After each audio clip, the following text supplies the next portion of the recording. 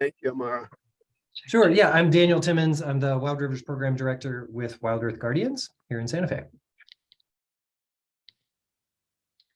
Darren, are you available?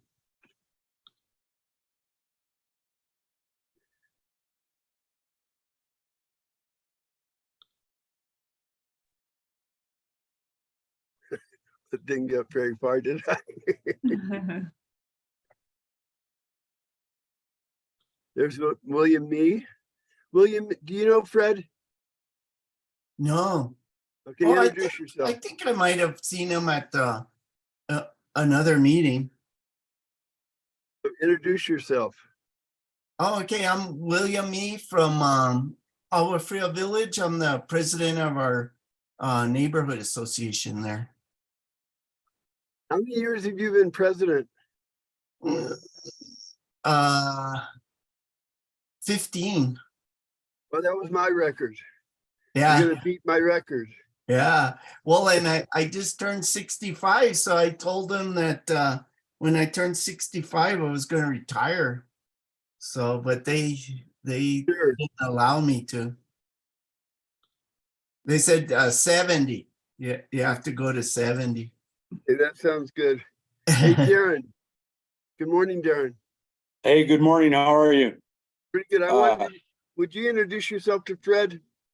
Sure. Good morning, Fred. I'm Darren Munzberg. I'm the Vice President of the La Valhalla Community Ditch and Mutual Domestic Water Association and the Chairman of the La Valhalla Traditional Village Committee. Pleasure to see you at the meeting this morning. And I guess I see a couple, it's like romper room. I see a couple other new faces that I don't recognize yet. So good morning to you guys. And nice to be together with you. Bobby, Virtually. we're introducing ourselves to Fred, who is the wastewater engineer. So you want to introduce yourself, Bobby? Oh, sorry, Carl. I am just tuning in here mentally. Hi, I'm with an organization called Rivers Run Through Us. We walked the length of the Santa Fe River 11 years ago and continue various projects. And let's see, currently I'm doing a project to recognize the Rio Chiquito, which was a tributary of the Santa Fe River and is now Water Street. It'll be in June, and a procession with music and street theater and stuff like that. That's it. Very nice. That's very nice. Good morning, everybody. My name is John-Elise Stack. I work in the Water Division in the city of Santa Fe. And I'm kind of just joining you because this is not actually one of my projects, but it is the most interesting project. And when I have the opportunity to kind of listen in and learn something new, I'm going to try. So that's why I'm sitting back here in the corner. It's a pleasure to meet you all. Good morning. Good morning. Thank you for being here. Now, this is a pretty interesting. Hey, Patricio, how are you today? Hi, good morning, everyone. I'm doing good, thanks. Good morning, Carl. Hi, Good, hi, pretty good. I'm Patricia. assuming you know Hey, Fred. Patricio. Yes, I do. Hi, Fred. Hey, Darren. Oh, and Amara, I forgot to have you introduce yourself. Hi, I'm the director of outreach at the Santa Fe Watershed Association. So yeah, I'll give an update shortly, so I won't take up too much time now. Sounds good. So let's go ahead and get started. Fred, do you want to just go through, Amara, would you share the questions that we put together for Fred? I will. This is a product of kind of our executive group. Just came up with some ideas and thoughts. Oops. Oops. I think I shared the wrong one. Or So that's maybe it. That's it. Mhm.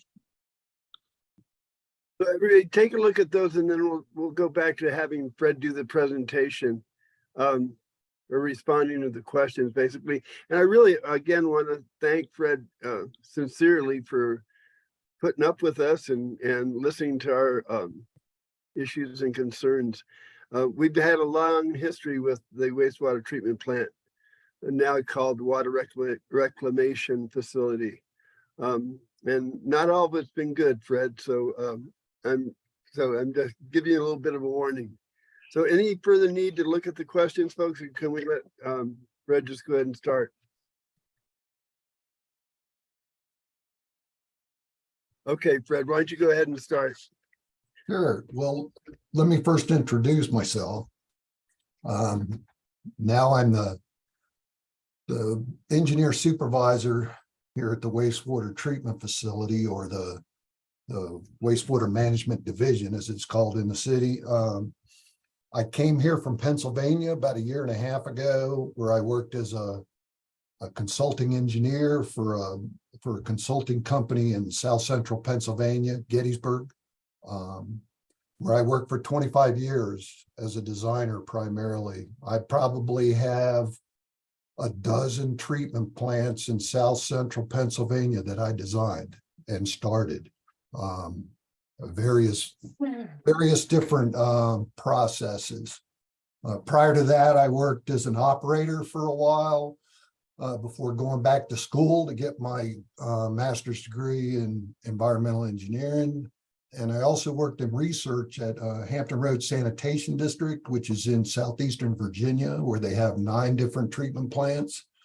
I was there during the construction of 3 treatment plants that varied in size from 50 million gallons a day to 15 million gallons a day. And while I was there, I primarily worked in research, looking at environmental impacts from these new treatment plants as part of the construction grant program under US EPA. So we had to do water and sediment quality studies 3 years prior to and 3 years after the construction of each of these facilities. So I got to see a lot of stuff, what impacts were there. Also worked with a dedicated sewage agricultural utilization site where we were applying sludge to farm fields and growing grains. And we looked at everything from runoff water quality, adjoining water body, water quality, as well as looking at the grains themselves that were grown on the sludge and seeing if there was any accumulation of heavy metals and things of that sort in the grains.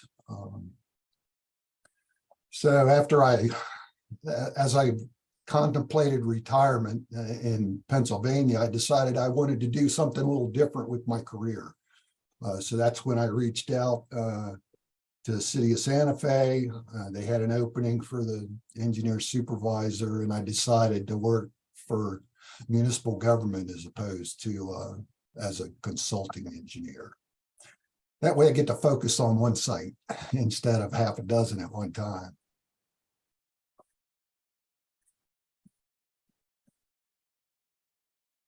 So I'll start How's with it the going? question.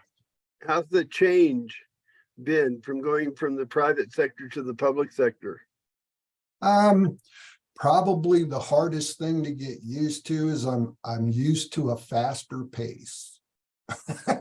Oh, wow, interesting. Yeah, because I would have, 4 or 5 projects going on at one time. I'm soon to have multiple projects going on here, but it just occurs slower.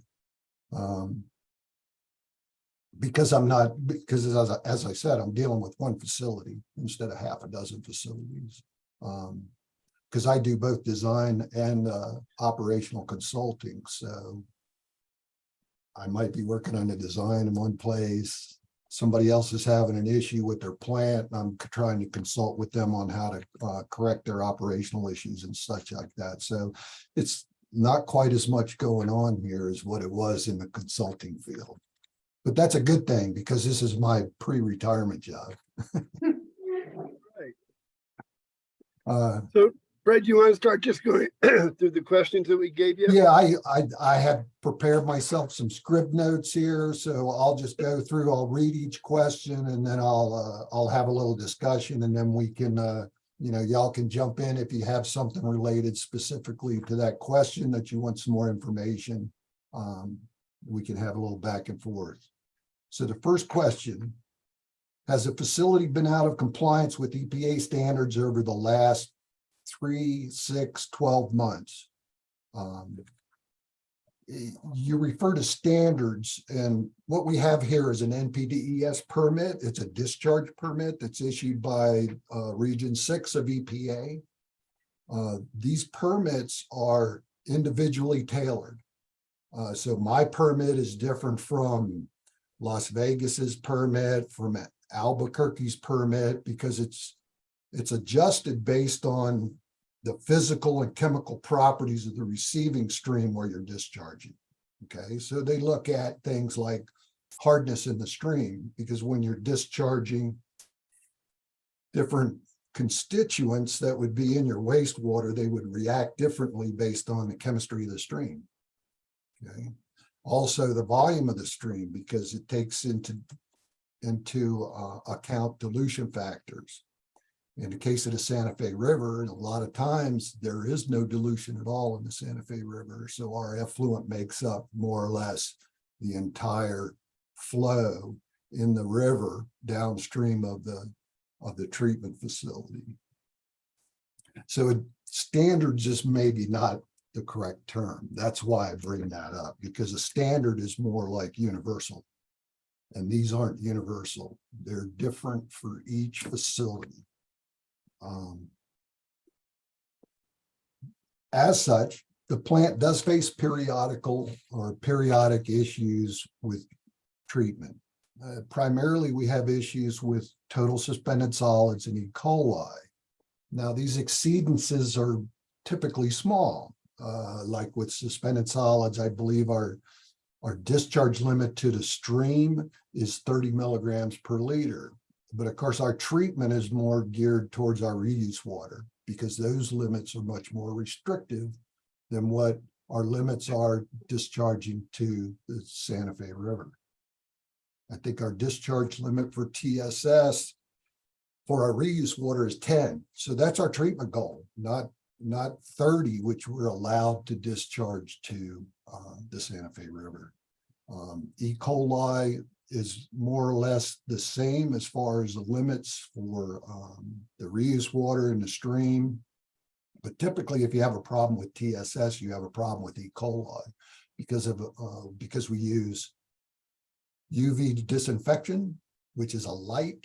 It's an irradiation. We're irradiating the bugs, the bacteria, to damage their DNA.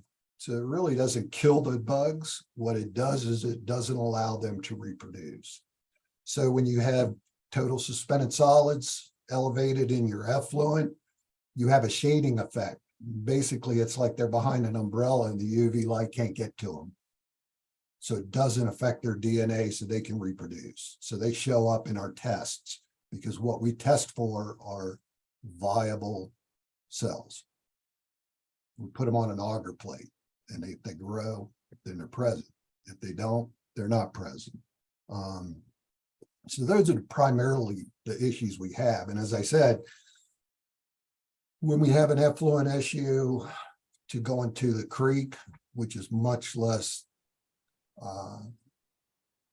occurrence than we have with our reuse water because of tighter restrictions, it's typically just a small change. It's not something that would be visible if you looked at a glass of the water.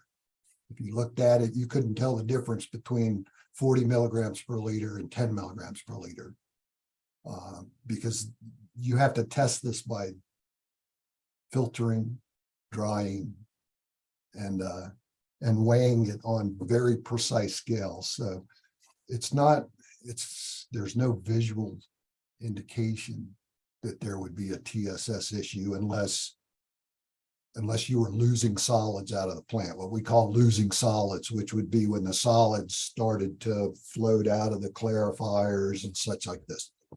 We don't generally have those issues. Those issues are typically associated with hydraulics, and we don't have a lot of rain here, so we don't have a lot of infiltration into our sewers of clean water, so we don't have those types of hydraulic issues. our flow to the plant is very consistent, which makes treatment easier.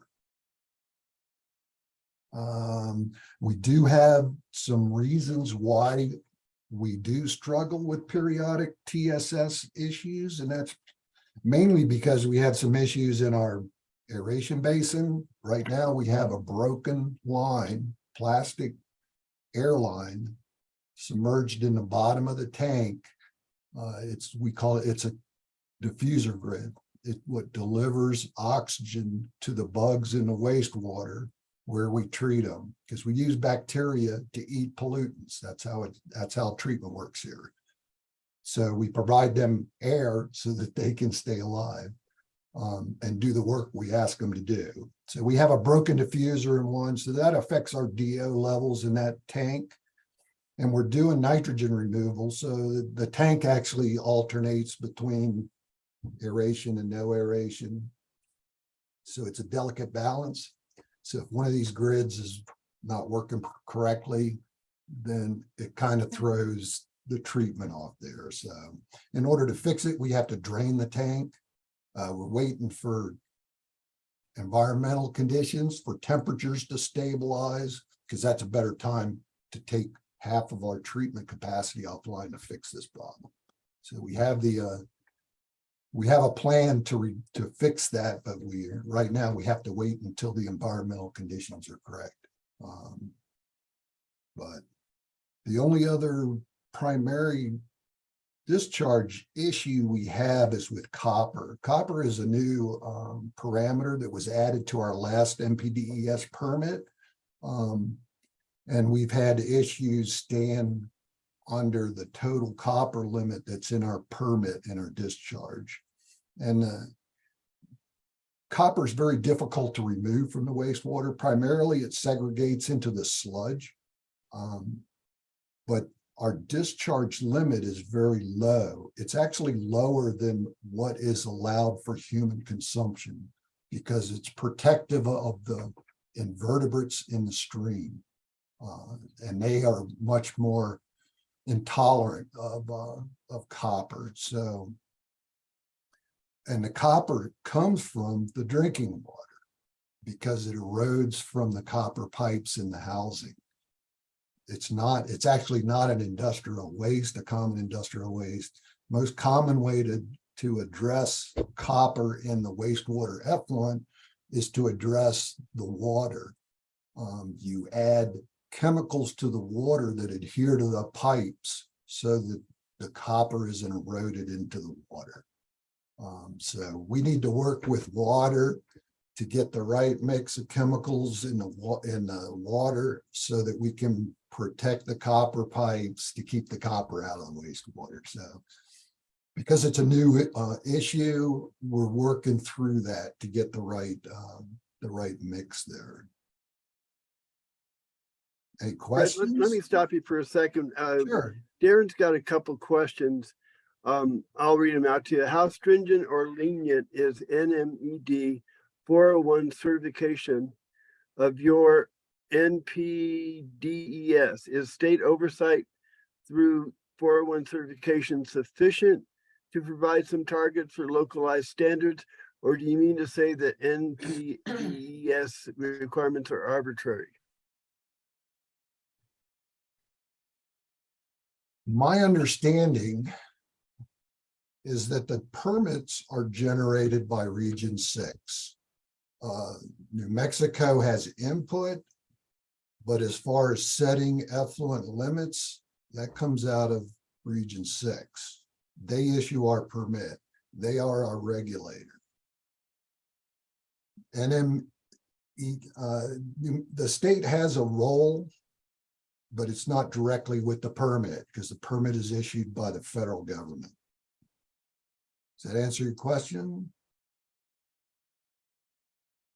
I guess no, not really. Yeah, it's a given that's what NME New Mexico Environment Department 401 certification. 401 is the verse of the, if you will, of the Clean Water Act that gives the state the certification or ability to have input and set those standards. So we know that New Mexico's administrative code, has been behind in setting those standards, even and has, as other states have, and relies only on minimal federal standards for Clean Water Act. So my question really is it part of the process, or is it sort of just a box to be checked for your 401 certification? Or do we really see, what's your observation? Do we really see involvement from the Environment Department in wanting to put forth standards, realizing that your reclaimed water through the effluent and recharge of the river is also should be subject to safe drinking water standards for, as far as the Environment Department is concerned? Do they express that routinely with you? Is there a working part of that process when you apply for your NPDES, or is that simply a box that's checked off and we just revert to the feds because their standards are less stringent than state standards might be? I believe the state's involved in a review process, but as I believe that the federal government under EPA is the one that develops the regulations or the permit limits that are in our permit. But the state also acts as an agent of EPA in a sense, because they conduct periodic inspections of the facility. It's more looking at our housekeeping, our lab methods, because our laboratory personnel and the laboratory itself is certified by the state. But we also run standards from the Fed. So they're both involved in that sense. But as far as the permit itself, the state reviews it, but I don't believe they generate any of the limits. But they have the ability to give EPA input as far as local conditions and concerns. Thank you. I haven't been through the permit process here in New Mexico since I arrived here, because they had already applied for our current NPDES permit before I arrived. So I didn't get to go through that process. I did many of them in Pennsylvania, but Pennsylvania has primacy. The state issues the NPDES permits on behalf of the EPA. So we deal completely with the state in Pennsylvania. It's much different here in New Mexico, because New Mexico does not have primacy. So the permits are issued by EPA. So. Anybody else? Questions? That was a good answer, I think. You want to continue with your questions, Fred? Sure. Okay, the next one. When the facility's out of compliance, how are downstream users informed? A lot of it depends on what your out of compliance is. If we were to lose power and we lost disinfection, and we couldn't disinfect the wastewater, then we would have to inform downstream users to avoid this creek. I don't know if you read the newspaper this morning. There was an article about Jemez Springs. There's flooding going on up there, and they had an overflow at the wastewater treatment plant at Jemez Springs. And as a result, the Forest Service actually closed roads limiting access to the creek because of the overflow of raw sewage into the creek. So under those types of conditions, you'd see those types of actions, but that's not typically what happens when we're out of compliance, because our out of compliance is typically a small amount. We're not discharging raw wastewater when we're out of compliance. We just have a little more fecal coliform. We have a little more TSS or a little more nitrogen in our discharge than what our permit allows. So it's not something that would challenge public health downstream. And primarily our responsibility under a permit would be to contact water users. So if there was somebody that was withdrawing water from the creek to create drinking water, that would be the guy that we would be contacting first. Because those are the people that are at greatest risk. How do you do that? How would we do that? Well, we know everybody downstream that uses the water. Okay, because that's part of the permit process. When we get our NPDES permit, part of that analysis of the permit and our parameters includes any downstream water users, and also the use of the creek itself where we're discharging. So under EPA, they assign uses to all streams in the country. I believe Santa Fe River is for recreation primarily. Is used. Are you aware that La Bajada depends on it for water? The Not village of La personally, Bajada? no. Not personally, I'm not aware of that. But they withdraw water downstream of us. Yes. Daryl, you want to explain your system? Yeah, you're correct. The La Bajada domestic water system has been in place at the Bocas there, at the end of the Santa Fe Canyon as it opens up from the La Bajada Mesa, and has been piped down, as far as Domingo in the turn of the 20th century. But since 1919 has served the village as its domestic water system from an infiltration gallery alongside the riverbed there. So as much as there is both surface water diversion into that gallery, there's also a little bit of subterranean infiltration going on there. But La Bajada's domestic water right is indeed a surface water right that your facility should be aware of. I know institutionally your facility's been made aware of it repeatedly. So now glad to this morning make you personally aware that we're down here, and our mutual domestic depends on Santa Fe River water. I don't know about recreational uses, etc., but it's mixed uses and human consumption, and primary contact, I think, was the last classification that I was aware of, that it's primary contact water body and needs to be treated as such. But also really glad that you're here in the new age of viewing that facility as a water reclamation facility, and that and I totally won't even get off on the artificial water tangent. I just saw some paper laying around the dining room table the other day that brought me back down memory lane. But so very cool to see that we're at least operating in that mentality, that what we're doing is stewarding this precious resource for the rest of the traditional communities from Paseo Real all the way down to La Bajada and all the way to the confluence of the Rio Grande at Cochiti. And our long-term goal is direct potable reuse. That is our long-term goal. Hallelujah. There's, you can't rely on the water coming down the creek all the time. So you have to be a good steward of every drop. And that's the way we look at water here. And that's really the mentality of the department. Okay.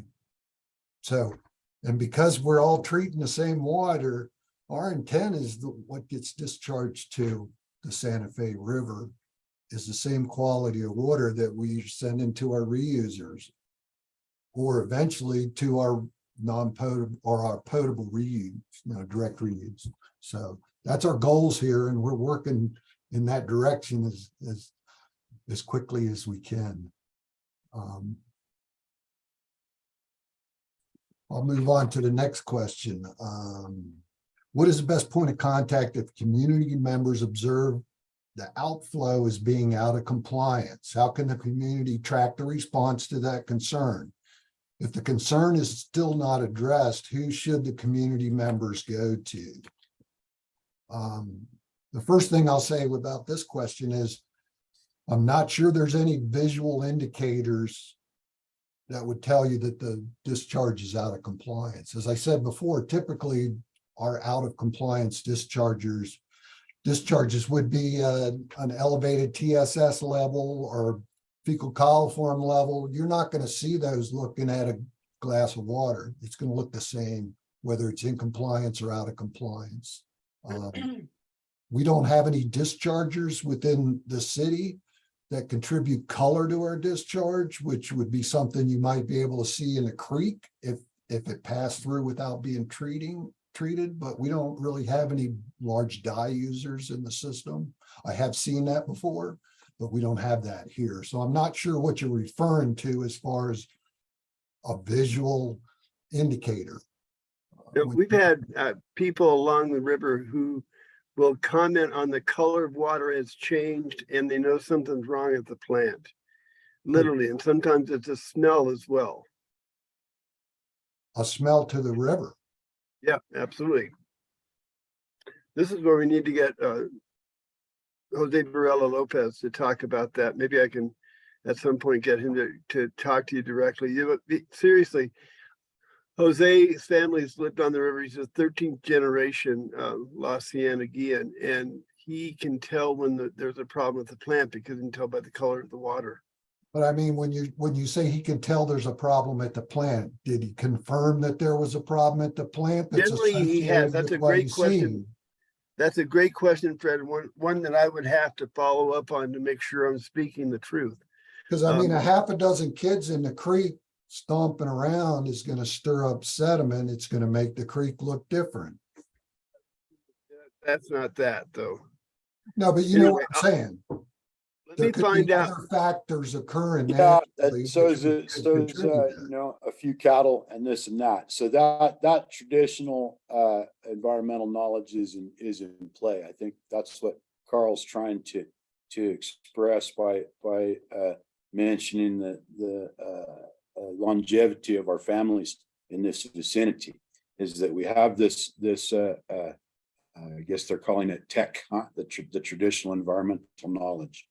Where these observations are yeah, I guess still, Carl, we're below the line of citizen science and we're still with anecdotal observations, no? Yeah. So, and I don't know, we try and compile those and present those over the course of the decade and counting. And so maybe that's, but so that's where we're coming from on that. Those observations are similar in La Jolla. But I mean, it's not like they're outside of what I put in the chat there of Clean Water Act standards, including visible sheens, emulsions, odors, foams, you know, undispersed or presence of dispersants and foreign debris, etc. So all those these things observations are predate you. made. It's a matter of, I've only seen it again anecdotally in the last few years, maybe before the pandemic, when we were had a good feedback loop and we were having some reports being made and actually notifications being shared with downstream communities as well, that was saying, okay, yeah, had some high solids today, or had too many phosphates today, or what have you. You'd have to go back, but we've had that communication loop established before. Maybe that's broken down over the course of the last couple of years. But again, that would be something that I think we see an interest in revitalizing. Yep. In fact, I would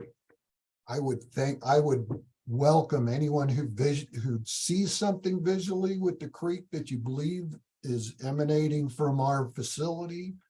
If you could document that with a photograph and a time, I can go back into our operational records and look at the testing that occurred on that day and determine if it was actually something that happened to us, and I will respond.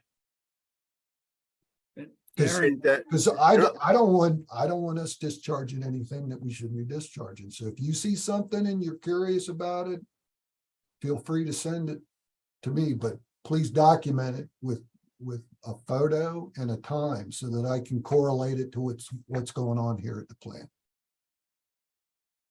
If I could jump in, Carl, these are really great points Darren's raising, and we do share those concerns. And hopefully through this lower Santa Fe River planning process, we could also build in sort of this, we'll call citizen observation on water quality. Because again, we do have septic tanks, we do have Arroyo Chamisa, we have Cienega Creek, there's other potential sources, and we just can't keep pointing the finger at the city. I agree with that. And all this, Fred, actually, most of this all of it predates you. So we're not going to lay this on you. But I agree, Bill, there needs to be that understanding there are some issues along the La Cienega Creek. But when it goes by Jose's house, none of the La Cienega Creek has anything to do with that. And it may be some septic tanks, that's a possibility and certainly worth exploring. But I can tell you, Jose sits there and it's like he can tell you. I mean, you can almost call me up and say, hey, something's going on with the river today. And it hasn't been for a while now. And so I'll be responsible to get hold of Jose and see if I can get some sort of indication or documentation or something that would be able to help clarify this particular issue. But I can tell you, it's something he has expressed in the past. And luckily, sometimes timely enough that we're able to close the presa in La Bajada and not flood the fields with, the scum, Darren, does your mutual domestic have any disinfection above and beyond some type of chlorination? That's about it right now, is just treatment and monitoring. And then we continue with our consumer confidence and, regular treatment and monitoring. So your treatment doesn't involve treatment as a surface water? It's not mechanical. There's no mechanical facility. Okay, so your source has been determined to be uninfluenced from surface waters. No, that's not the case. Because my experience, if your groundwater, because you said you had a infiltration field, so you're pulling out of the ground. It's coming there. It's there in the bed of the river. Yeah, I understand that, but typically you have to treat it as a surface water if it's determined to be influenced by surface water. I've had wells that had to have surface water treatment because the state determined that it was influenced by surface water. Right. So I'm assuming State, that you don't have. I don't want to get treat you it off as on a surface tangent, but water, there's but that's problems not in the having case. state and MED enforcement on this system because of the prohibitions by the sovereigns to access and this kind of thing. So I don't want to go down that path at the moment, but I understand what you're saying. But to be whoever is supposed to administer whatever standard, the fact is it's a system that predates it's 100 years old, and it's been here with no further oversight from the Soil Conservation Service from the 1940s until and in fact up until very recently, this last decade or so, I would say a very adversarial relationship with the upstream users of the Santa Fe River. So I won't just go pointing fingers at, right? So that's kind of where we're at. And again, I like to see your awareness of the difference between wet water and paper water. Well, we're strictly relying on wet water here. So the right as it exists with the state engineer is a surface right. So yes, and we concur with you that the water being returned to the course of that river should be the same condition that it went into the system by the upstream users, right? So, but that's a long ways away. But I'm glad to see that further on, we're looking at direct potable reuse and sliding through some of those other feasibility options that were raised in the reclamation study, instead of just looking at shuffling the stacks of imaginary water. And it's important that we don't get complacent right now, as we're being blessed with moisture and a little respite from the inferno, because it's still coming. Hell is still on the way, right? So it's time that we get our thing in order now to be able to face that, right? So it's a good first step. I'm just encouraged to see that kind of, that we're even talking in those terms, right? It's a lot different than that's artificial water and it's our property, and we're not the mayor of La Bajada, right? Right. So, Acting Mayor of La Cienega, thank you. right, yeah, appreciate that. Any other questions, or do you want me to move on to the next question? Well, Next. Fred, Go ahead. would you tell me what TSS stands for? Total suspended solids. Okay, It's a- thank you. It's a measure of solid material that's suspended in the water. It's typically so small that it won't settle out under a traditional sedimentation, which is what our clarifiers do here at the plant. The heavier material settles out of the water to clarify it. So the way it's measured, we have to filter it through a very fine filter and then dry it and weigh it. So as I said, typically looking at water, when you're looking at the discharge limit, 30 milligrams per liter, it'd be difficult to even pick some of that material out visually.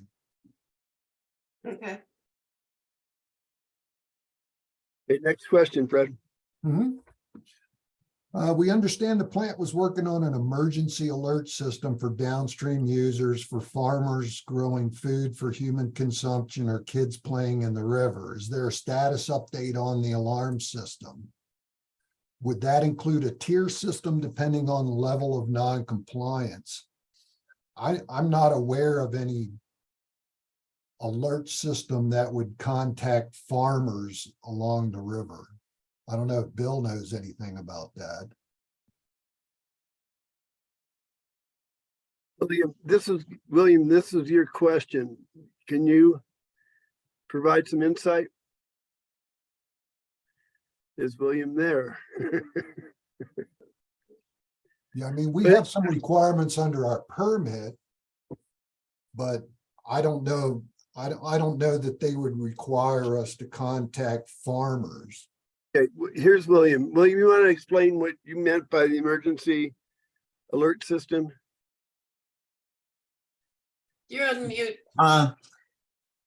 So if there could be a call from the city to say like La Cienega Valley Association president and La Bajada Village Association president, and you know that something is amiss in the plant, we're not really sure what it is, don't notify anyone yet, but we'll, as soon as we get details, we'll let you know. And then maybe a tier 2 would be where the actual irrigators are notified, because there is something in the water, and we don't want irrigators irrigating food for human consumption. And then maybe a tier 3 where keep your kids out of the river, because you know it is something really bad. So I mean, just have that emergency alert system. And we actually had that in place 2 or 3 years ago, where they would call out from the plant. Carl didn't put the name there, so maybe I shouldn't put that person's name. I don't know if they're fired or retired or even there anymore. So but they were doing this active notification of downstream users. I guess what you're saying, well, you'd like to see that restarted if it's Yeah, at all possible. yeah. Okay. I think what Fred is, go Yeah, ahead. if it has those levels, I think it keeps it from getting out of hand, like and it doesn't have a lot of blowback towards the city. You know, I think it would make everything a lot friendlier, because now what we're seeing is, you know, people take pictures of the river and put it on Facebook, and you know, that's not a scientific test, but you know, people are outraged. William or Carl, whom was the collaborative speaking with on the city side that had agreed to establish this? This seems like a reasonable request. I feel like it's just a matter of logistics for us. I need to circle back with Mike and Fred to see what it would be on our end, but we want to re-engage the community on that piece. With Efrain Gonzalez was the person who was responsible, Okay. Or was involved with that. Morales, right? Oh, Morales. excuse me, you're right. Yeah. Efrain Morales. Excuse He me. moved back to Maryland, so he is out of the Oh. picture. I just didn't want to get him in trouble, you know? He took my So- spot. So, Fred, I defer to you. I'm happy to communicate directly with Carl and this team to see what we could do on our end to reestablish that.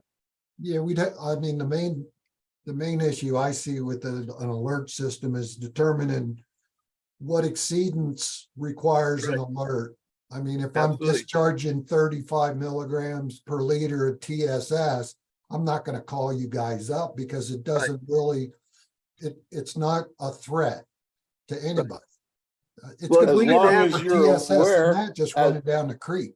As long as you're aware, as William brings up, of the uses and the users downstream from the facility, right? So it's one thing, I think there's a couple of things in play. One is requirements, as would be laid down by regulation, I guess in this case federally, right? And permit, okay? And that's a function of compliance with requirements, right? Then there's something a little less tangible as far as I can tell with the organization here, because it doesn't seem that there is a real set out policy, internal policy standard for the wastewater division that's saying, these are our own declared responsibilities. And this is our method of conforming to those responsibilities. Conforming to responsibilities and our keen sense of stewardship and social responsibility locally is one thing. It's far different than complying with requirements. Be they I took a measurement and met the requirement. Sure, some baby might get sick, or William may lose some beans this year, or Jose might not be able to even have fodder, but we're certainly not going to have no squash, right? Because it's all going to smell like hell or whatever. The point being that we want to make you, I think, situationally aware that the community depends on that awareness and that sense of responsibility to the lower river users. So that's maybe where in addition to, that's where that impetus for the notification comes from. It's such a small courtesy, but the difference that makes in that, okay, I didn't get to water this week, or I have to use well water this week or something, that's going to mean maybe you saved the crop, right? So that communication is important. The impact is exponential when it's just for lack of communication, we have that kind of loss or sustain that kind of damage to small outfits, to small subsistence outfits. That's what's going on down the rest of the lower river, is small subsistence agriculture, right? Traditional. So that's what really you'll keep hearing advocacy for, I think, from this collaborative, right? But that's why that's important. And so thanks for wanting to put that back together. But I really would like to see, and I'm glad to hear, Bill, thanks for starting to bring up this sense of a community responsibility as opposed to just a regulatory requirement. But and that's the thing. It's I think we throw that word around a lot. Non-compliance. Are you in non-compliance? Well, maybe technically not. But do you know from your own internal inspections and your own internal audits and your own internal observations that maybe you're not conforming to your own targets or your own goals, instead of just relying on them being the minimum. So I really appreciate both Fred and Bill. And I think one of the things that came to my mind is the ability to basically tell people what the standards are. And when it gets to this level, we're going to call you. If it gets to this level, we're going to do something bigger. I mean, just that kind of communication. And it's something that we can, we have a few science minds in our group. If we had an opportunity to kind of sit down and talk through these things, so we had a better understanding, and then we would be responsible for communicating that information back to the communities, so they'd have a better understanding and more trust in what's taking place. Okay, so, and Fred, if you don't mind, so we're hearing you loud and clear. I think what we'll need to do, Carl, is keep this alive and well on the agenda and open a line of communication. I'm willing to be that point of contact on the city side. If I could just have one point of contact from the collaborative, I'd be very happy to pick up where we left off with Efren. Thank you very much. Thank you, Fred. Mhm. Okay, on we go. All right. What renovations are planned for the facility? What are the anticipated cost, and will IRA money be used for improvements? Not sure what you were meant by IRA. I don't know it either. It was a question that was given to me, so Okay, Well, it's the, I think it's Infrastructure Recovery Act. okay. Inflation Reduction Act, technically. There yeah, you go. Yeah. Yeah. thank you. Right now, we do have two major design projects that we're working on. The first one is our headworks improvements. We're replacing equipment, and eventually we'll be upgrading the entire headworks building. The headworks is where we do the gross treatment of the wastewater.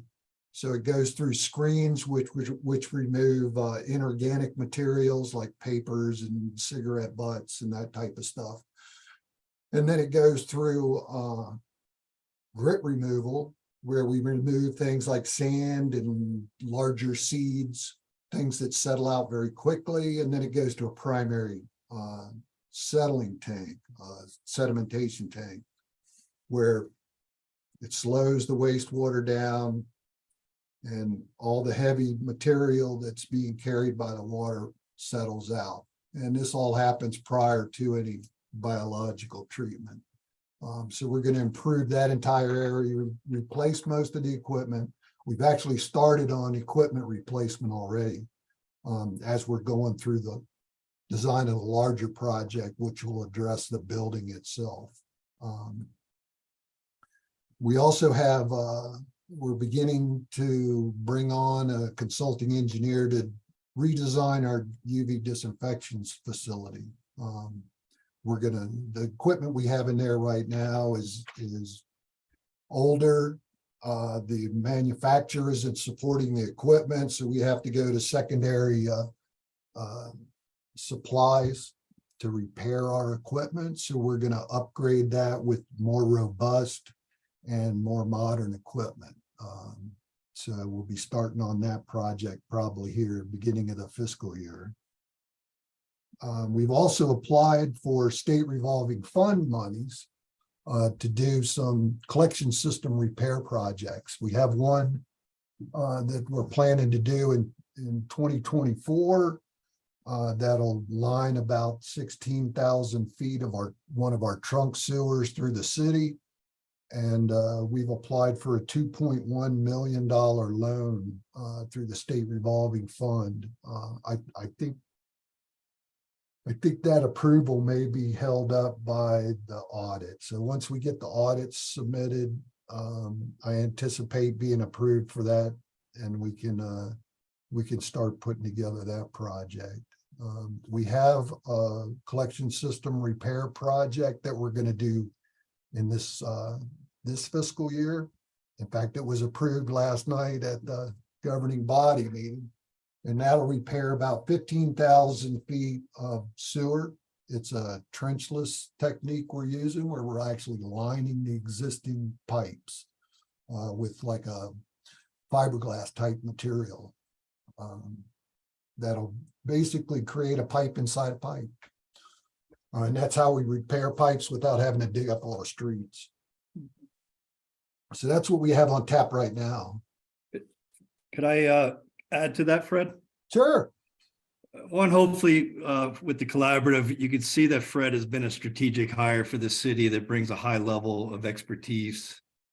One of his first things coming on board is he worked with me through Senator Leger Fernandez's office. We've been notified of an award through WRDA, the Water Resource Development Act, for $22.7 million. Those funds will be routed through the Army Corps of Engineers and will be directed towards wastewater projects to be determined through a master plan that Fred has issued and should be coming under contract. Is that correct, Fred? That's correct. Yeah, So that's the just idea correct. is we're essentially completely rebuilding Paseo Real effectively on the fly while we continue to operate. I liken it to an analogy of trying to change the oil on an engine that's running. It's not a necessarily easy accomplishment. And part of the problems that the community's been hearing in the past couple of years is we were replacing what was the clarifiers and why trying to run the plant. It's not easy. That 22.7 million will go towards, my understanding, through the master plan, but we plan to replace all the filtration system. Is that correct, Fred? Yeah, we're waiting on a filtration project until we finish our study with EPA on what our nutrient limits will be in our next permit. So I guess to provide some assurances, we recognize the challenges, that some of the criticisms are fair. We are doing our best and really going to be unveiling a very aggressive upgrade schedule for the next 5 years under our CIP program. And this is starting next year, correct? Oh, It it's started now. ongoing. It's happening now. Yeah. I have a brand new screen that's sitting in a garage right now waiting for installation. So it's ongoing. Couple questions I have. One is Fred aware of some of the Pipeline Coalition's request or not request, but more like objectives in terms of clean water? Because that's one of the things we really want to do. We understand that the plant does, and I guess I'm jumping ahead on basically one of the last questions, which has to do with the, let's see.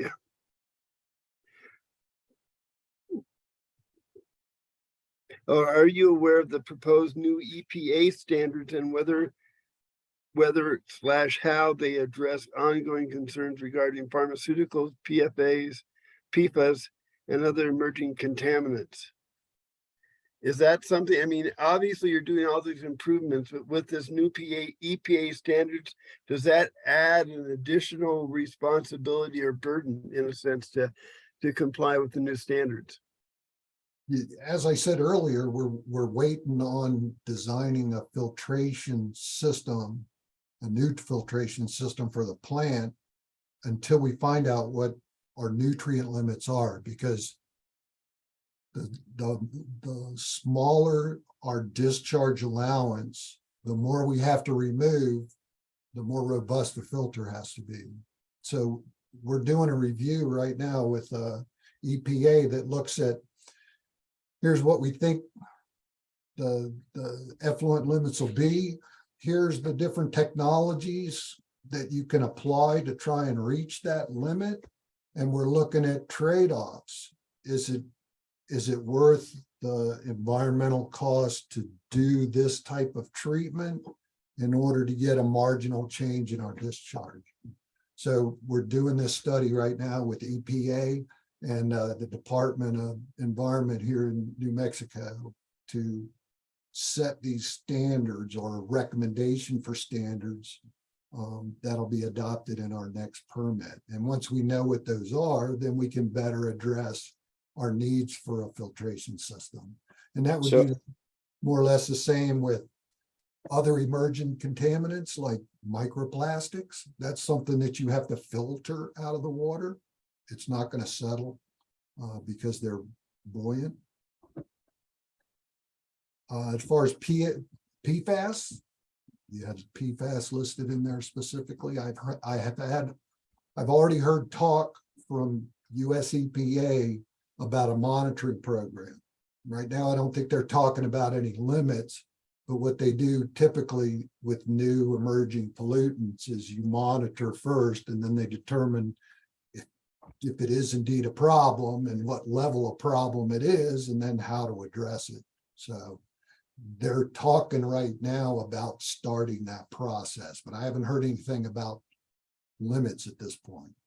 And of course, PFAS aren't something that we can filter out anyway, so that wouldn't go into that necessarily in our filtration issues. And if it's of interest to the community, I could come back at the next meeting because there's efforts on the drinking water side relative to PFAS sampling of our source water via our protection programs. So there's certainly that element. And another piece, and again, this is going to come out, is the fact that there has been PFAS detected at the National Guard facility at the airport. So if you weren't aware of that, that's probably something else I could share with you at the next meeting. Yeah, that'd be very interesting. And that's really, you and I have talked about this before, but this, to me, depending on that kind of information, whether or not there are wells along the river that should be tested. And I'm pretty sure that the La Cienega Mutual Domestic has a well in that general area. So that's another area that would be of serious concern to us as well. But I really like this kind of communication. Now, one of the things we've talked about in this group, and we've had presentations before, is the idea of constructed treatment wetlands. And that's one of those opportunities where you can take something that's pretty ugly and different and difficult to access right now and really make it something pretty special. And we have actually a local resource in Aaron English, who's with Biohabitats, excuse me, who lives in Agua Fria. And so those are the kind of things we would love to see, that area transformed into something beautiful, rather than just kind of the collection of stuff that it is now that's difficult to access and has definitely gotten to be overgrown. And we're concerned about not just flooding issues, but fire issues as well.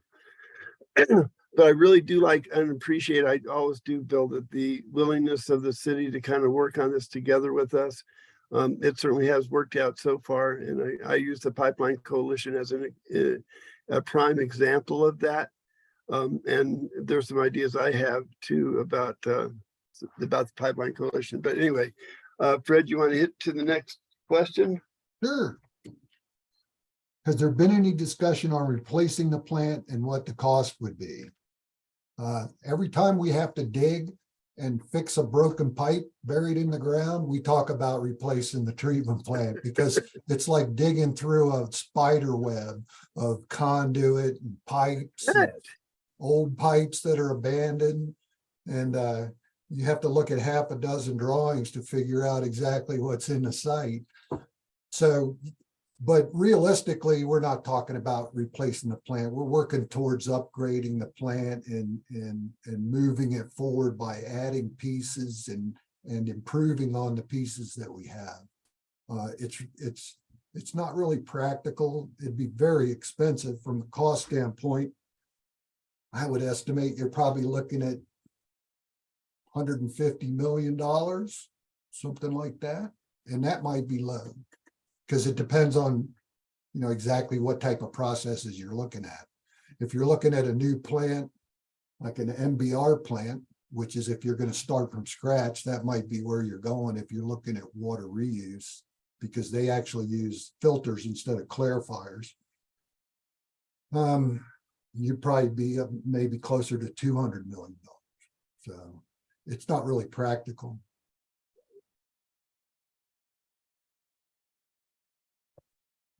We understand the effluent is tested daily. Are those results available to the public? If so, how is that information accessed? I would assume that there's some type of public portal at US EPA website where you could access at least information on any notices of violation that are issued by EPA. I know back in PA, where the state issued permits, you could go to their website and you could find out what violations were issued to a facility. I would assume the EPA has the same thing, but I have not been out to look for it. We submit monthly reports to EPA. They're called discharge monitoring reports, and it has a summary of even our daily monitoring at the plant. So I don't know if those are available. I would imagine if you wanted to look at them, a public records request at a maximum would get you those, but I'm not sure if there's a place online where you could access that information. Do you know of anything?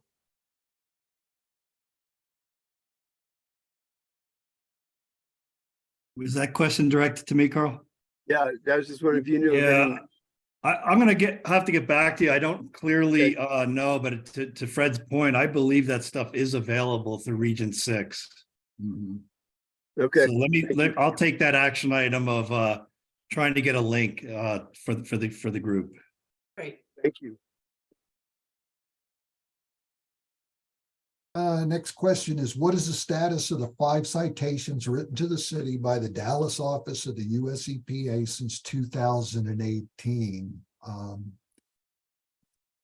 not familiar with what those are, so I can't really give you any information on them because I've only been here since 2021. So they probably Bill? mostly predate me, I would guess, but I'm not sure what you mean by a citation either. Usually a citation isn't issued by the US EPA unless something is done recklessly, intentionally, something like that. Usually what they issue are notice of violations. That's what I'm used to seeing. Which puts you on notice that you have to make some type of improvement to correct the problem. Do you have any insight to that, into those citations? Okay, No. If you have any specific information you can provide me, then it'd be easier for me to track it down. okay, let's see if we can do that for you. Okay. Oh, we already did. Now, the next question we've already kind of tackled. Right. So any further questions? Okay, Darren, why don't you ask that question?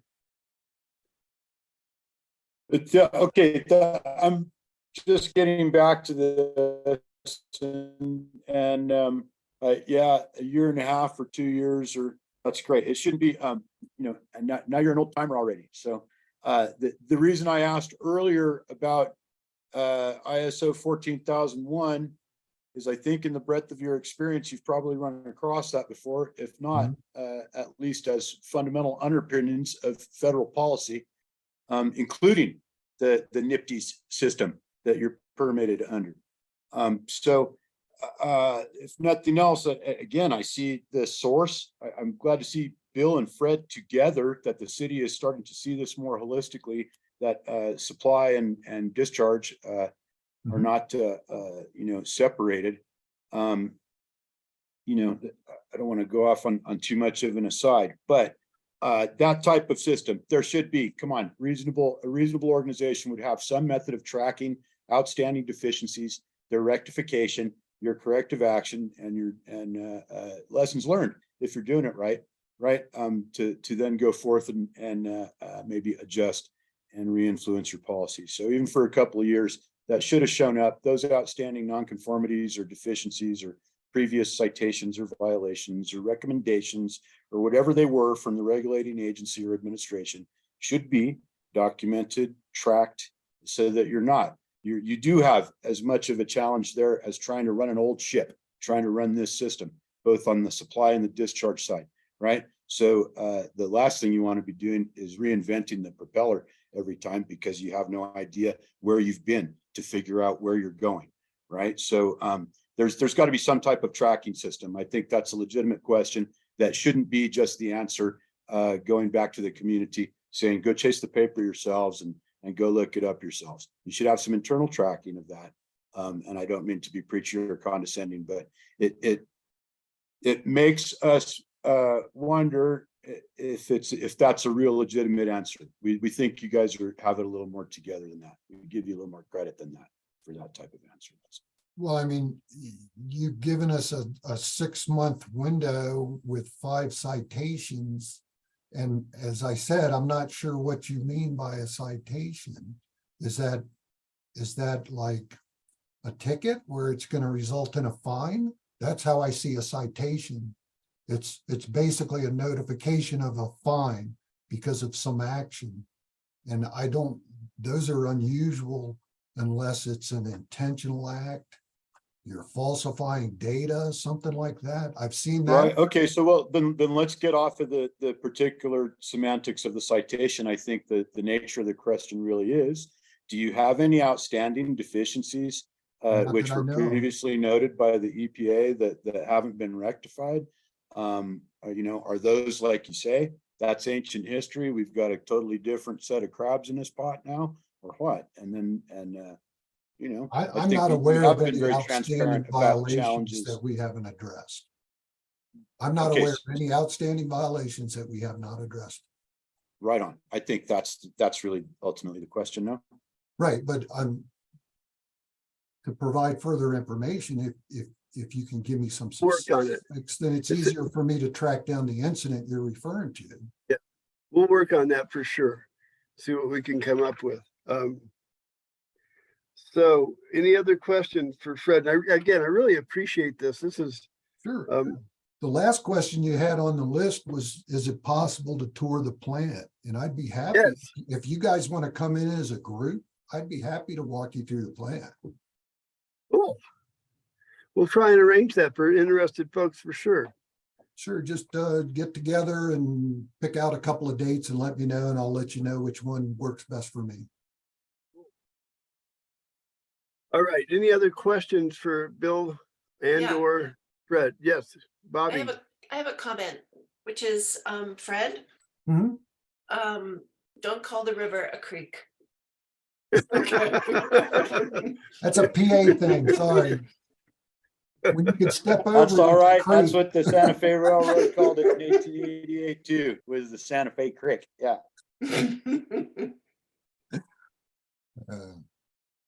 Anything else, folks? And Fred, sincere thanks for putting up with us and giving us a little insight into to you and what you're doing for the plant. And from my perspective, it sounds good.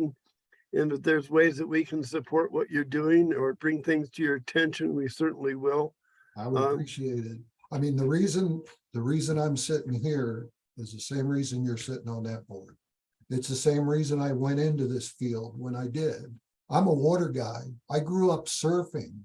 Okay. I don't want to surf in polluted water. So, surf in Pennsylvania. Where'd you surf?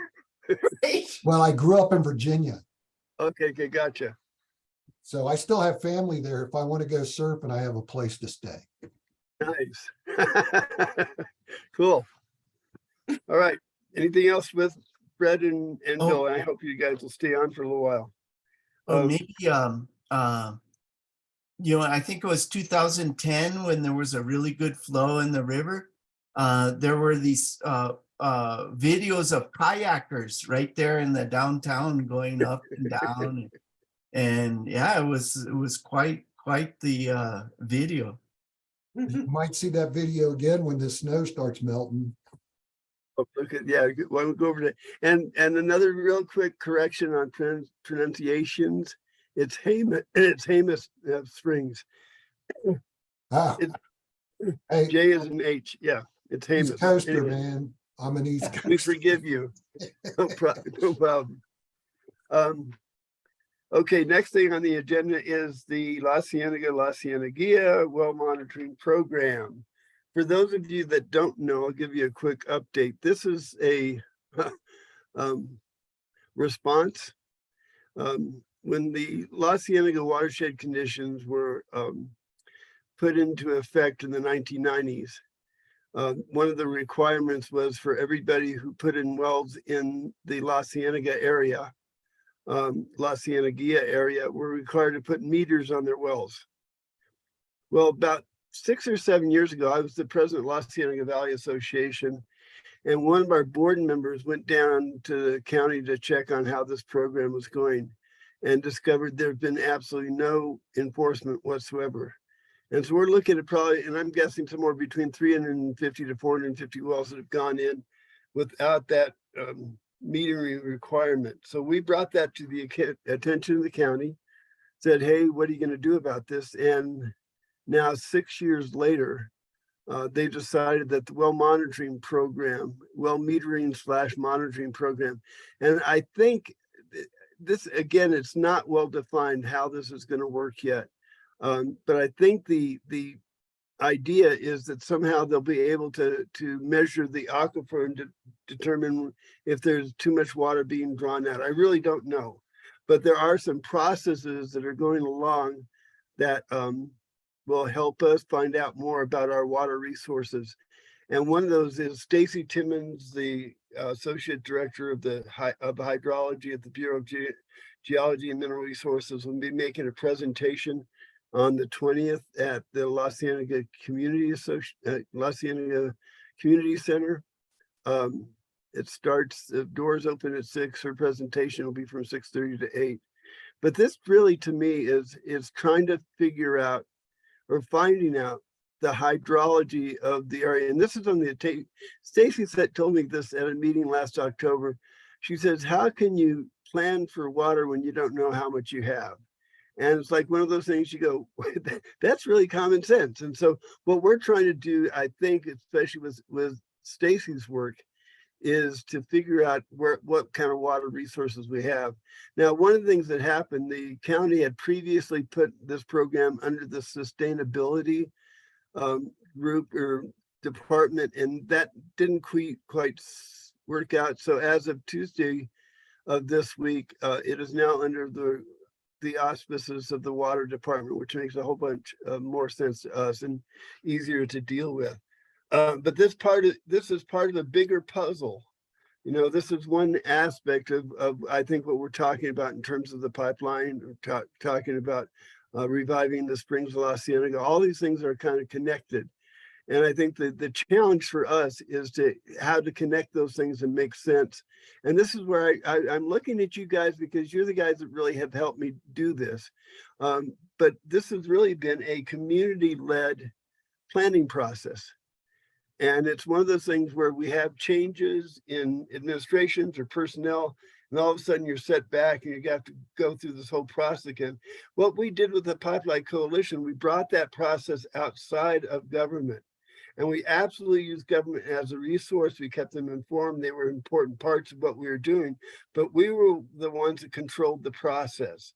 And I think that's really what we need to do as we move forward. And I really want to look toward that for the pipeline, or for the lower watershed planning process, is that we can pull that out, do it ourselves, and send it back and say, okay, this is what we want. This is what we're doing.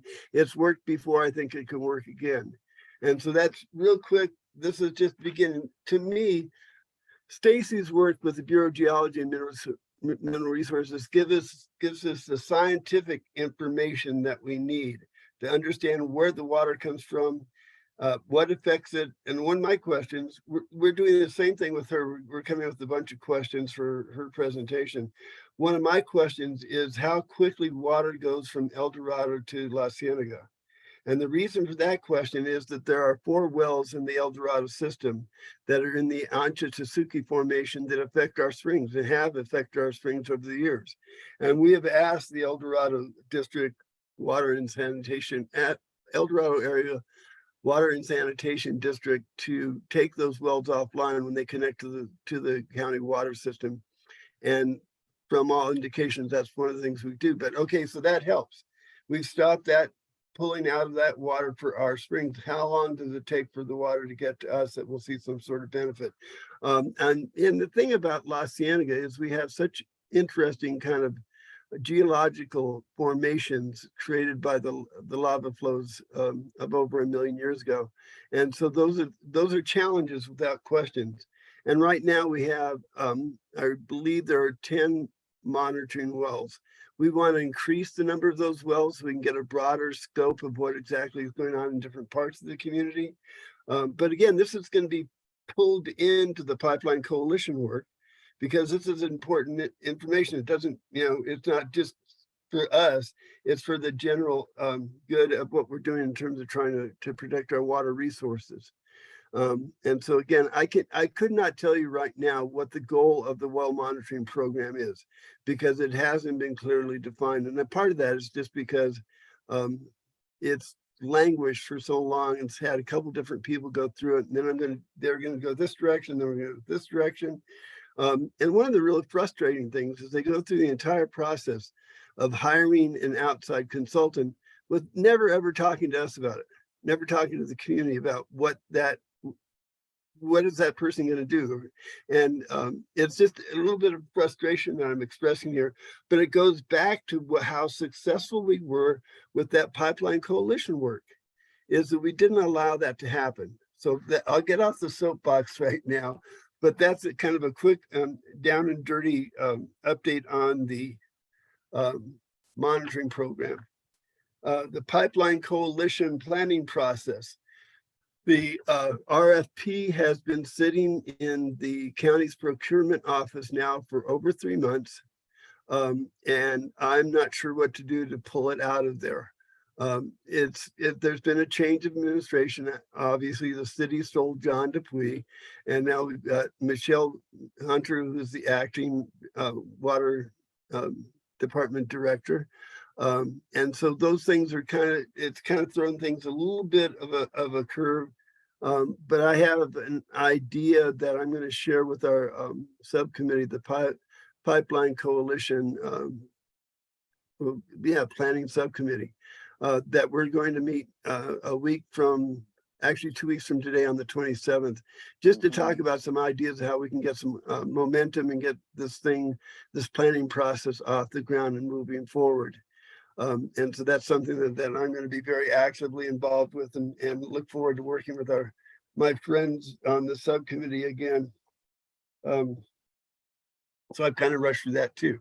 But I want to go back to the fact that in talking to people, and I was just talking to our new county commissioner yesterday, Camila Bustamante, and we talked about this planning process, and she said, could people in Cerrillos do this? Could people in other parts of the county could do this? I said, absolutely. And we hope that we can model this for other communities that are dealing with serious issues that needs the government, but doesn't need the government to tell them what to do. I know that's kind of a simplistic look at that, but I've been through this too long. Darren and William and I have been through the wars on this, believe me.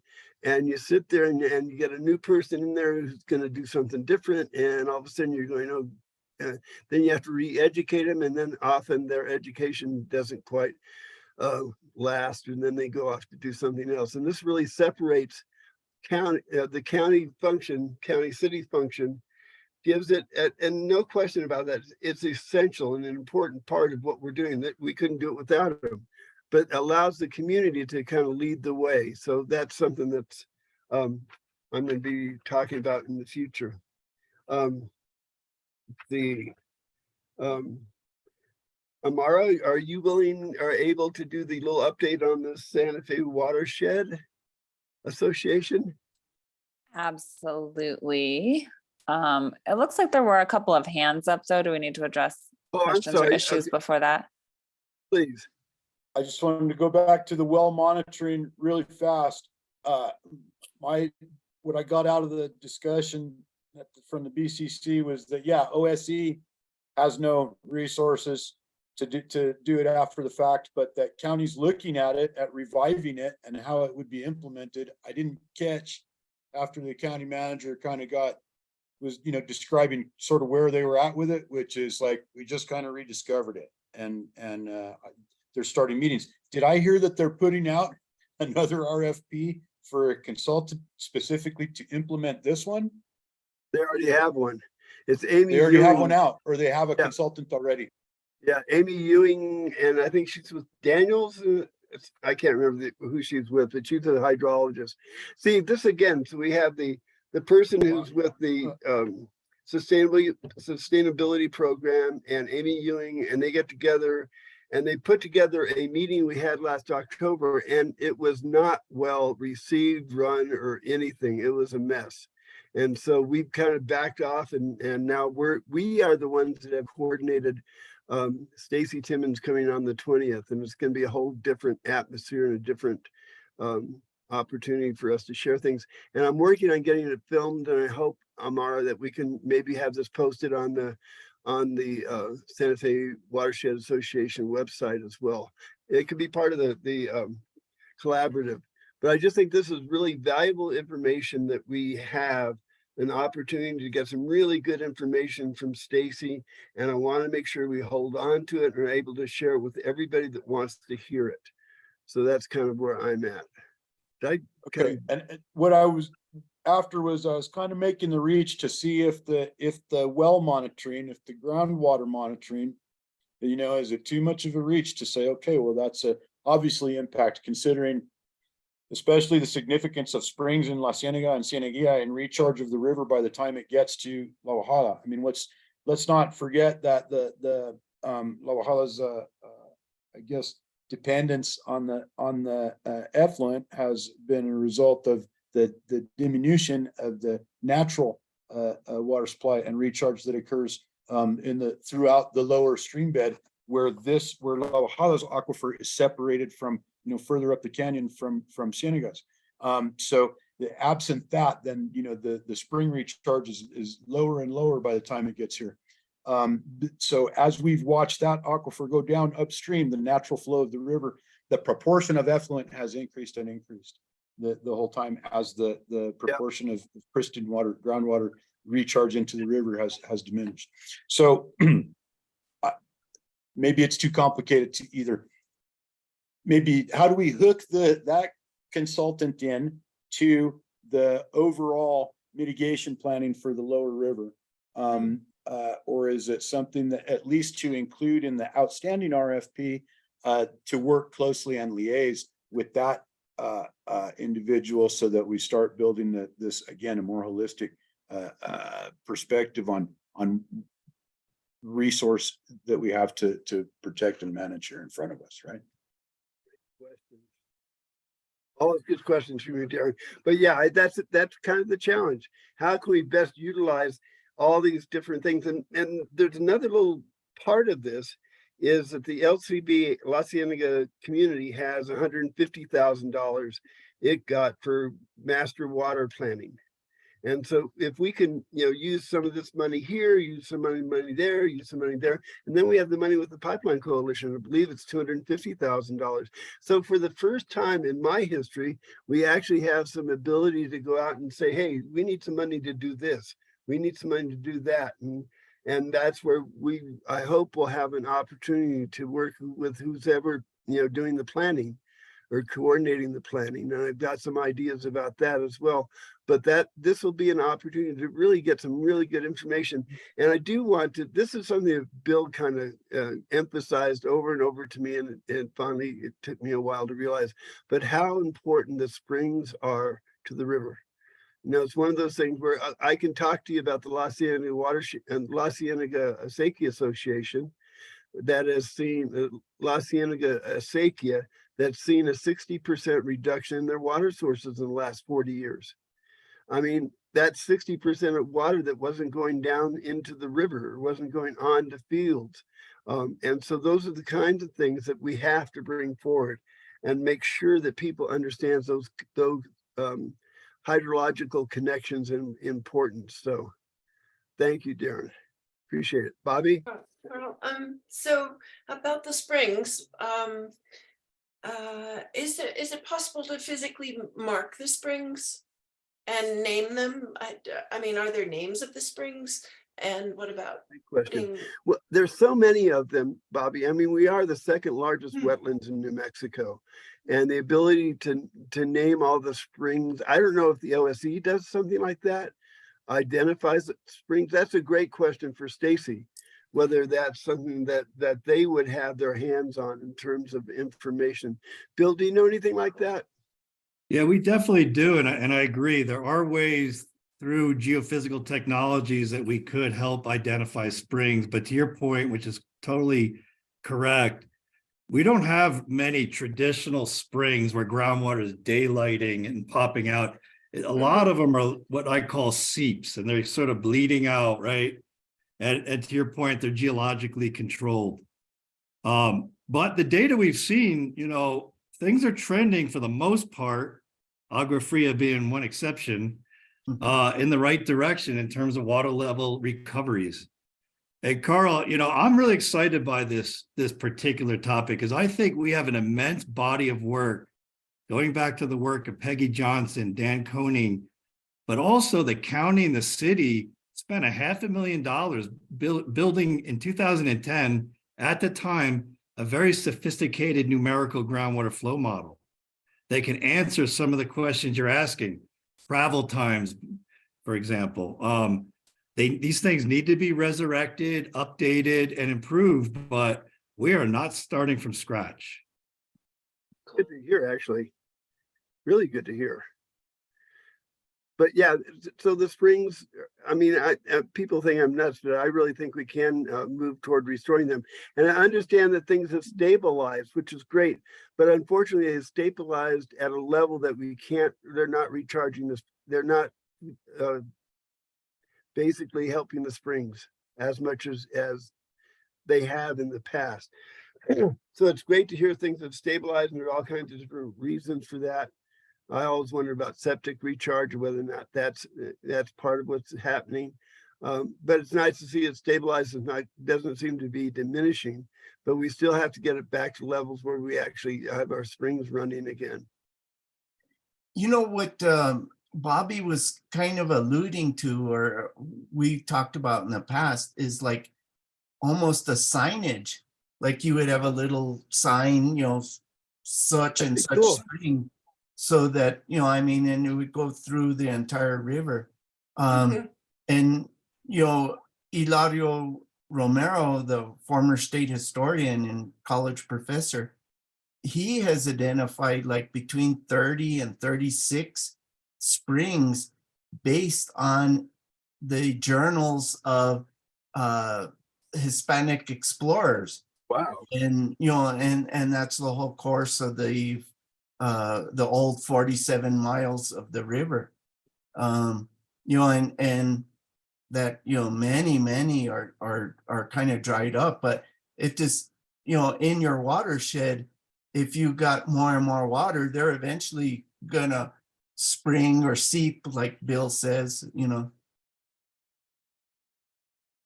But yeah, thank you, William. Yeah, so that's a project that I've been thinking about for a really long time, actually. So, and we're gonna meet with William and Hilario next week to talk about this very thing. And so yeah. I love the idea. It'd be a great master's thesis. You know, I did a project with the military where we had a helicopter and we just essentially flew a river with measuring the temperature. And so we did it in the winter when the surface water is around 37 degrees, but groundwater that's daylighting is 55 degrees. So that 20-degree contrast in temperature allows for a very distinct signature. So you could literally map them with GPS on the spot. It's not hard to do. It's a little costly, and that's one way to go about it. We could also do it in the field. Stacy Timmons has access to these, what we call thermocouple probes, where you stick them in the stream bed and they measure temperature. So these are things we could do now. And the city, I will speak for the city, we will participate. This is where we're excited about the Lower Santa Fe River planning process to really do what you guys are asking. I think it's a great mission. Cool. And I'm Carl, excited. on your pipeline thing, you know, the county commissioners could ask the status of that.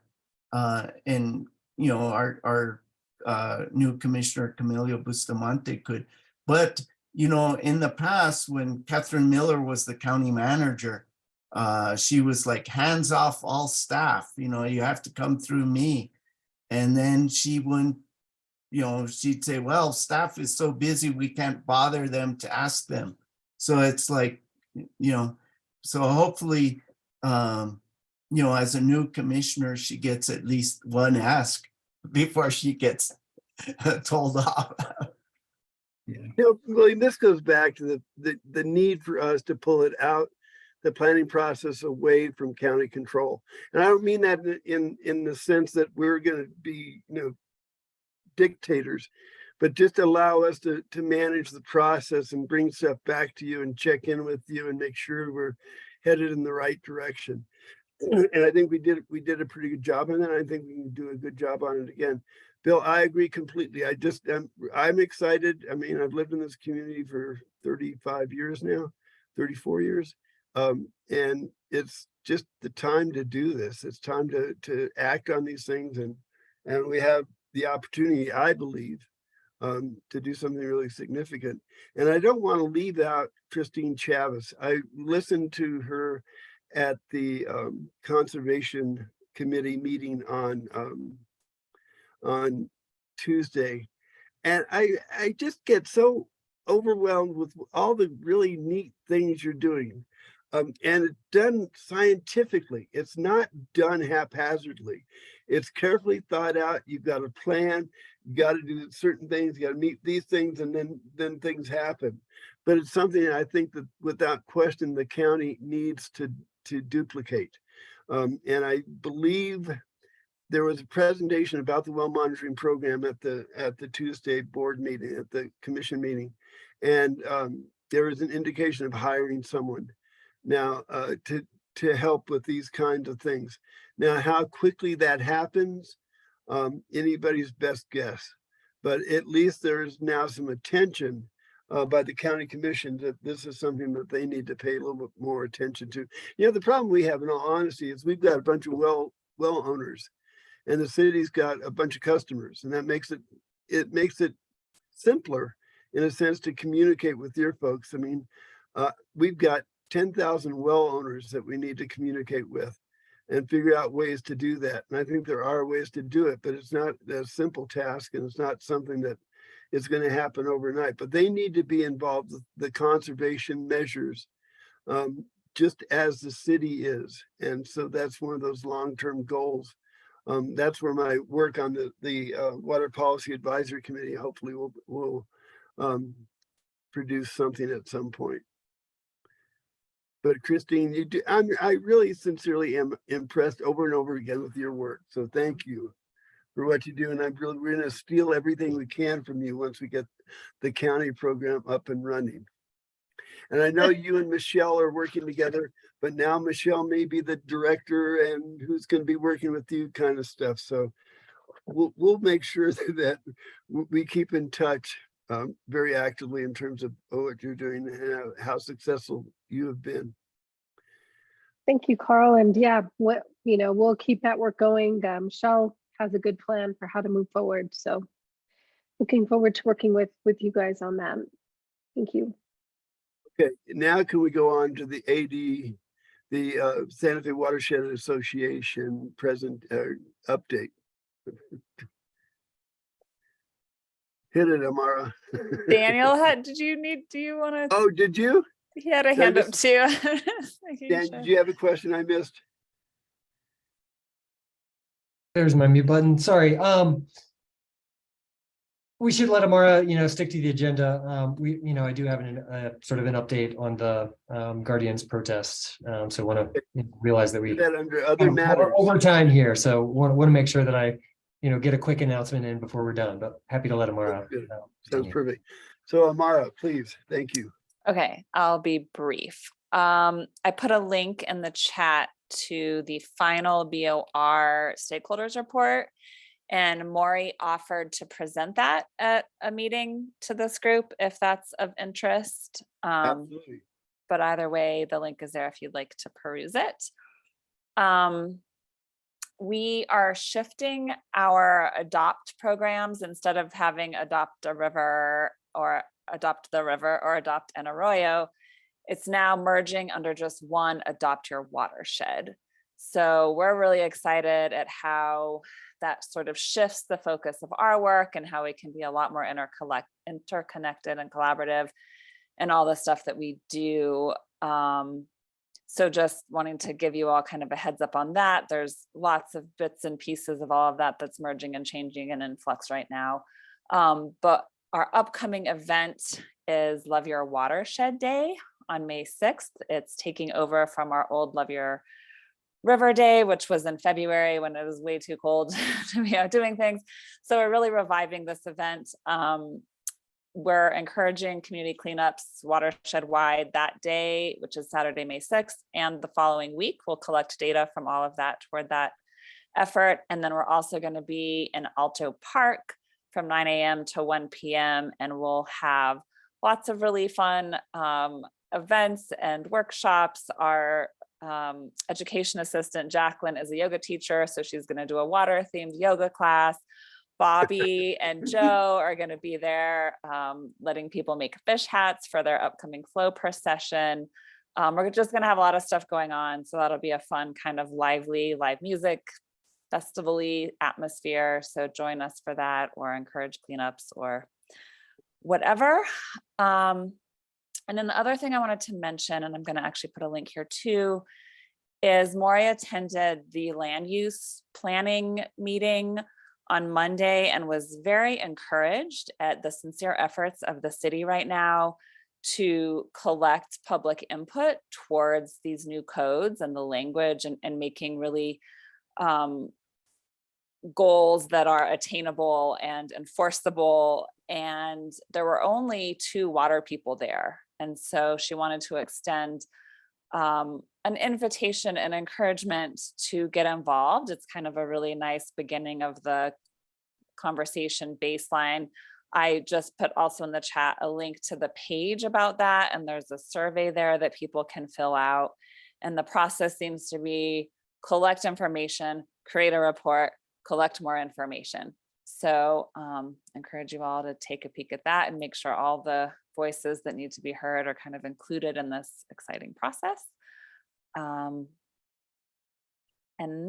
Climate Masters started and field trips are going well. So we're all super busy, and I will leave it at that unless anyone has questions.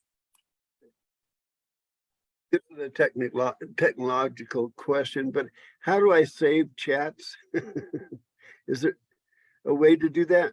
There is a way to do that.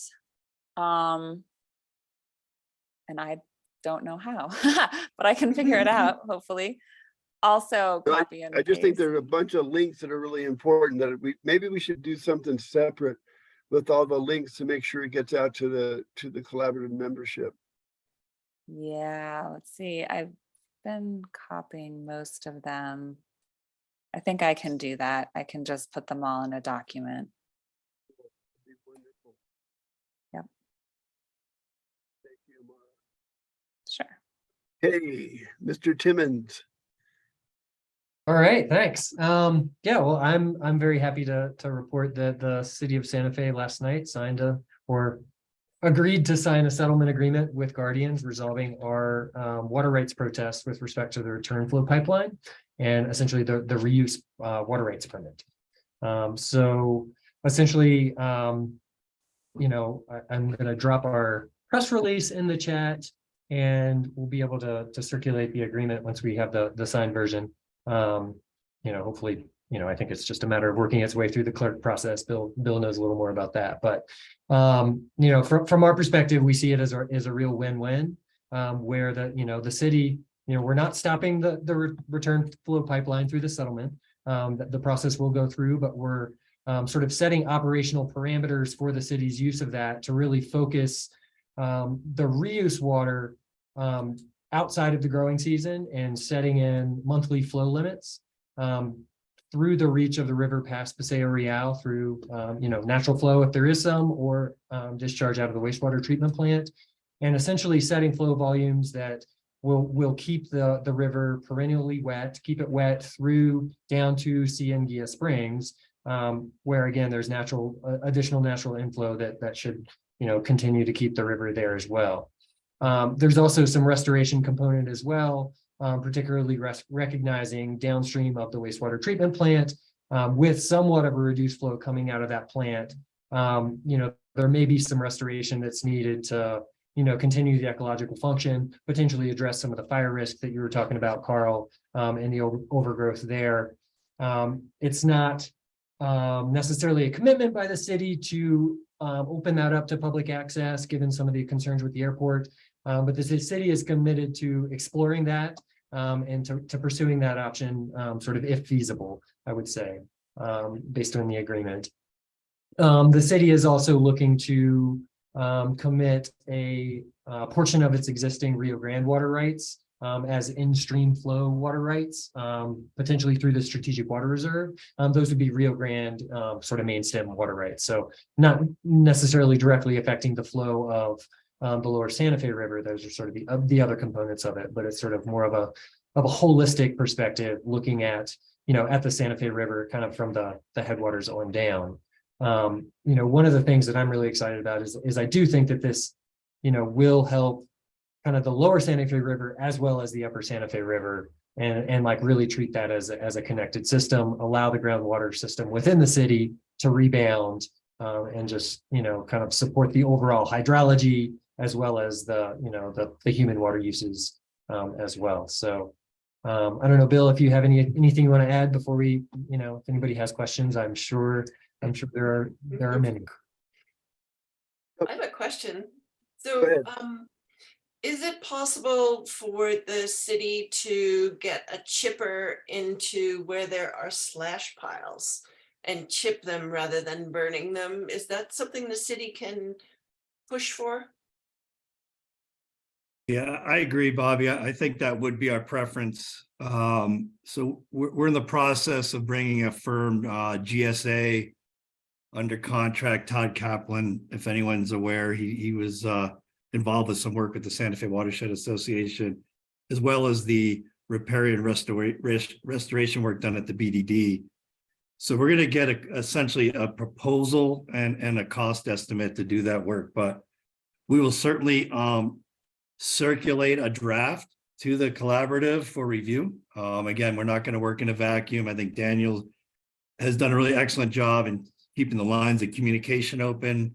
The city does feel as though there's a lot of benefits to proceed with this work. So I felt like we do feel like this is a win-win. Cool. Good. Me.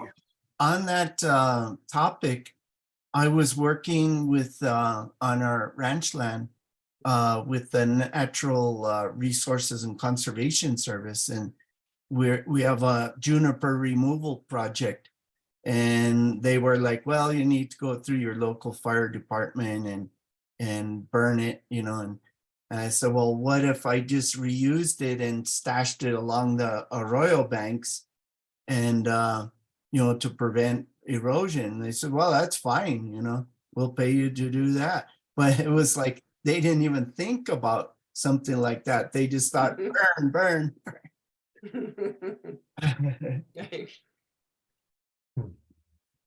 Darren, you got any questions?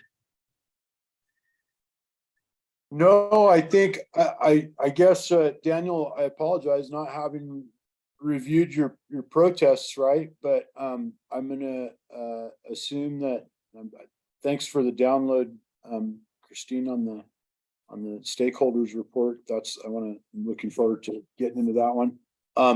Do we have part of the big discussion, and Bill will remember this too, when we got to talking about how we were hammering this return flow credit paper water pipeline together, was going to be that there may be some guaranteed flows down all the way to La Bajada and agricultural users upstreams during irrigation seasons, and that we were at least making a conscious effort to keep this river from drying up again, like has happened in the past down here. So was that sort of re-expressed within those protests in terms of the traditional communities, or were the Guardians advocating more specifically for wildlife, and the riparian environment absent humans? Right. I mean, I think, Guardian's primary interest, is ecological conservation and the health of the river and the riparian system. But we certainly want, we're conscious in this process of trying to take those, those human uses into account. We absent sort of, I guess, Guardian's members in La Bajada, sort of for us to represent. you know, it's sort of somewhat not our place a little bit to try to speak for the folks down in La Bajada, and like as a matter of law, we can't sort of represent interests of folks that aren't our members, sort of the way the standing component works in the law there. But certainly, you know, our expectation is, you know, with this system and with the commitments that, you know, that this should preserve a flowing river all the way down to La Bajada. I caught that. I caught Yeah. uninterrupted Yeah. flow. So I Yeah. guess really the question is more specifically, were traditional communities mentioned as a symbiotic component of the riparian environment or not? That's all. I mean, the not specifically in the legal language, I guess. Right. Yeah, and it's not called out in the settlement agreement, and it really does focus on flow down to La Cieneguilla, with the recognition that sort of past that point, there are a lot more influences, and it's kind of the hydrology gets a lot more complicated, to where I would say that the city was not willing to sort of take full ownership of a commitment that extended past that, just because of the multiple influences outside of the city's control. I don't want to speak for you, Bill, but feel free to. No, that's right there. When you see the agreement, again, I think it's something we're all striving for. What I've been describing it as from a hydrologic sense is a mandatory minimum. So effectively what you're going to see is we're going to operate our system in such a way to generate effluent of a non-San Juan Chama variety during the peak months for irrigation and evapotranspiration demands from a wetland. So what you're going to see on the shoulder months, the cooler winter months, is the city putting more reliance on the Buckman direct diversion with the intention of acquiring that return flow credit, which is wet water. You and I continue to disagree on essentially that premise. But I respectfully understand your position. So we're going to continue to work with the collaborative. We're going to continue to work with through this planning process to create other opportunities to improve spring flows and flows in Cienega Creek and other tributaries to the lower Santa Fe River. That may mean many things. And I really like Carl's point. It really is what the community wants. And we will work through grant funding, through utility projects, if it means bringing in water lines and capping domestic wells similar to Amit. And we know how contentious that could be. But again, the city is standing behind this project. And we do want to thank Wild Earth Guardians, because we feel like a lot of the benefits that they were trying to seek out was something that the city can stand behind, as this agreement shows. One other just sort of like very minor point that if you read the agreement, you might sort of gloss over it, that I think is actually pretty interesting and should, you know, I think really be a benefit, is a commitment by the city to reduce the daily fluctuation of the flow that comes out of the plant, that currently, you know, there's days where it's sort of like a 10-to-1 flux. And in particular with a somewhat reduced flow, that bottom would be particularly low. And so essentially we're going to be able to raise the floor of that flow and keep it sort of more steady on a daily basis, so that that average flow like reflects a lot closer to what the minimum flow will be out of there. And I think that will have, again, I think both ecological benefits, as well as, you know, that flow continuing down to like La Bajada. You're not going to see a daily flux where, you know, the pressure at a head gate or something along those lines would be like, oh, I guess I have to go irrigate at 3 a.m. because that's when there's water, because it does that daily flux.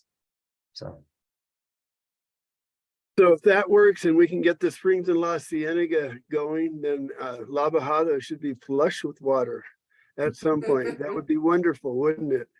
I mean, Inshallah. again, this is one of those moments where a whole lot of different forces seem to be coming together in a really positive way. And I just look forward to seeing what we can do in the future for sure. Amara, thank you so much for hosting us today. Any other questions before we go? Well, I'll just say that, I'm happy to, give a more formal presentation on the settlement if folks want to kind of walk through some of the details. Once, we've distributed it and folks have had a chance to digest it. It's. Get the agenda in it's 2 months. Hopefully it'll very be signed by hypothetical. then. Yeah. Yeah, it should be signed this week, so it's just a matter of It'll be on the getting that. agenda, and I think Bill's on the agenda for next time. So we've already got our agenda set for our next meeting. So thank you so much, all of you. Again, this is where I just enjoy being around you folks. It's interesting and productive work. Thank you all. Thank you, Carl. Thank you, Carl. Bye. Thank you, everyone.